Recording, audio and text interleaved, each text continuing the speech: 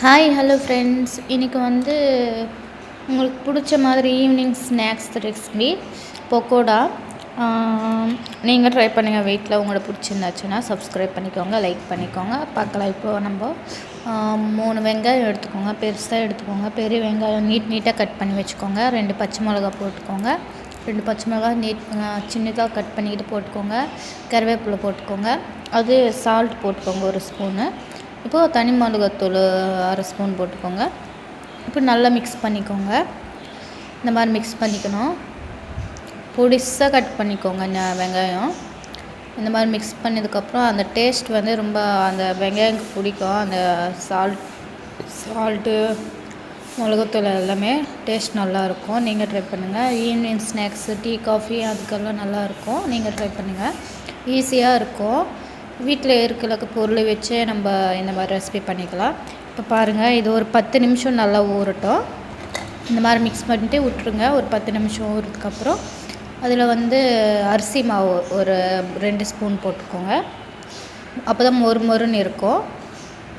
அரிசி மாவு நீங்கள் எவ்வளோ போட்டுக்குவீங்களோ அவ்வளோ நல்லாயிருக்கும். அதில் கடலை மாவு போட்டுக்கோங்க. அரிசி மாவு கடலை மாவு போட்டுக்கோங்க. கடலை மாவு 1 கப்பு போட்டுக்கோங்க. இப்போ நல்லா மிக்ஸ் பண்ணிக்கோங்க. இப்போ கொஞ்சம் கொஞ்சமாக தண்ணி ஊற்றிக்கிட்டு நல்லா மிக்ஸ் பண்ணிக்கலாம். நல்லா ரொம்ப தண்ணி போடக்கூடாது. நல்லா ட்ரையாக இருக்கணும். கொஞ்சம் ட்ரையாக இருக்கணும். எதுலன்னா வெங்காயம் கூட தண்ணி வரும். அது ஊற தண்ணி வந்துகிட்டே இருக்கும் வெங்காயம்ல. அதனால தான் கொஞ்சம் கொஞ்சமாக தண்ணிமாக போட்டுக்கோங்க. இந்த மாதிரி மிக்ஸ் பண்ணிக்கோங்க நல்லா. பாருங்கள், இந்த மாதிரி மிக்ஸ் பண்ணி வச்சுக்கோங்க. இது ஒரு 50 மினிட்ஸ் ஊறட்டும். நல்லா ஊறுறதுக்கப்புறம் பக்கோடா போட்டுக்கோங்க. பாருங்கள், இந்த மாதிரி மிக்ஸ் பண்ணிக்கோங்க. நல்லா மிக்ஸ் பண்ணிக்கோங்க.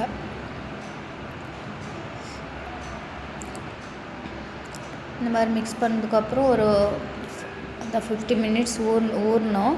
அப்போ தான் டேஸ்ட் நல்லாயிருக்கும். நல்லா ஊறுறதுக்கப்புறம் பக்கோடா போட்டுக்கோங்க. இப்போ பக்கோடா போட்டுக்கலாம். ஒரு கடாயை வச்சுக்கிட்டு அதில் எண்ணெய் ஊற்றிக்கலாம். எண்ணெய் சூடானதுக்கப்புறம் இந்த மாதிரி பார்த்துக்கிட்டு போட்டுக்கோங்க. எண்ணெய் கிட்ட ஜாகிரதையாக போட்டுக்கோங்க.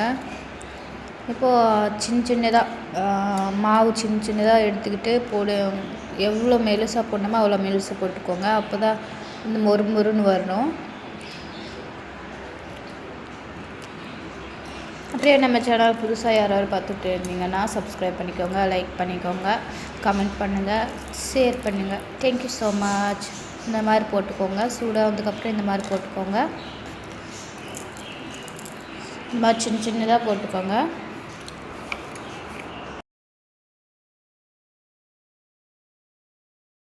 இந்த மாதிரி சின்னதாக போட்டுக்கோங்க. அது ஸ்லிம்மில் வச்சு நல்லா ஃப்ரை ஆகட்டும்.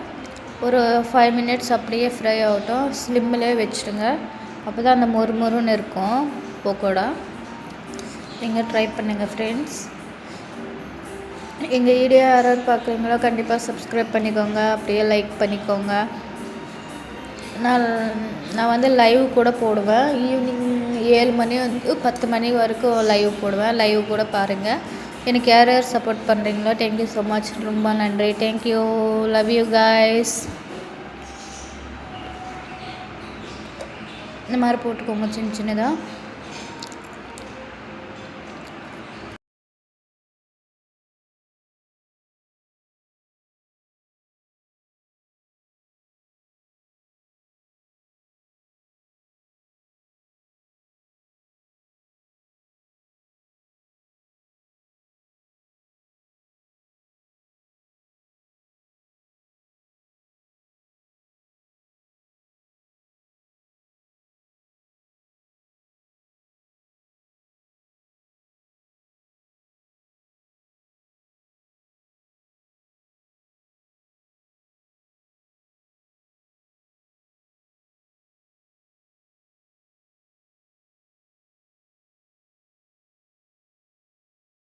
இப்போது ஃப்ரை ஆயிடுச்சு. இது எடுத்துக்கோங்க. இது எடுத்து வச்சுக்கிட்டுங்க. உங்களுக்கு பிடிச்ச மாதிரி ஈவினிங் ஸ்நாக்ஸு செஞ்சு காமிச்சேன். உங்களுக்கு பிடிச்சிச்சின்னா லைக் பண்ணிக்கோங்க, சப்ஸ்கிரைப் பண்ணிக்கோங்க, கமெண்ட் பண்ணுங்கள். Love you guys. பாய்.